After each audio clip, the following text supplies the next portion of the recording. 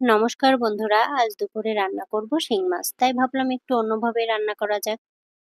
তাই ধুয়ে রাখা মাছে দিয়ে দিয়েছি বেটে রাখা পেঁয়াজ, আদা আর জিরা বাটা। এখন দিয়ে দিচ্ছি পরিমাণ মতো শুকনো মরিচের গুঁড়া, হলুদ আর লবণ। সাথে দিয়ে দেব পরিমাণ মতো সরিষার তেল। ব্যাস, এবার ভালো করে মাখাতে হবে। মাছটা যত ভালো করে মাখানো হবে ততই খেতে মজা হবে। এমনভাবে মাখাতে হবে যেন মাখাতে মাখাতেই অর্ধেক রান্না হয়ে যায়।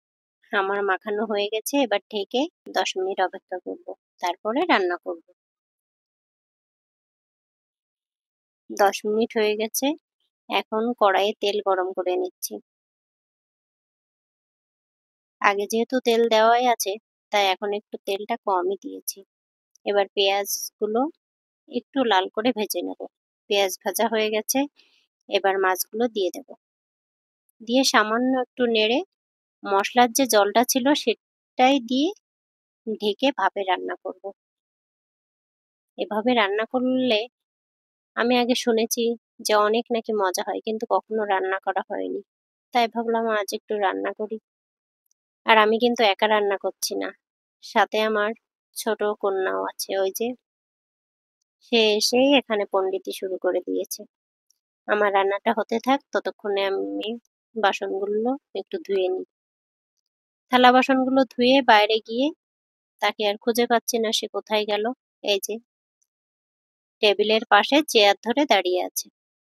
এখন মাকে দেখে নিয়েছে, আর তো কোনো কথা হবে না। মার কোলেই তার উঠতে হবে, আর আমারও তাকে কোলে নিয়ে সব কাজ করতে হবে। প্রতিদিন এভাবেই আমার রান্না বাড়া হয়।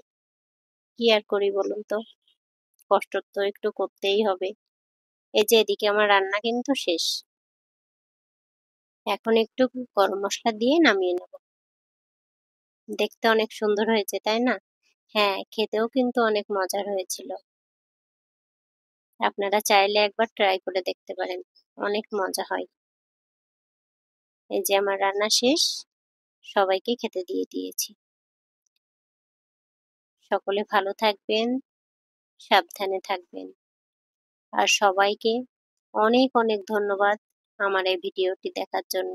পাশে থাকবেন আশা করি।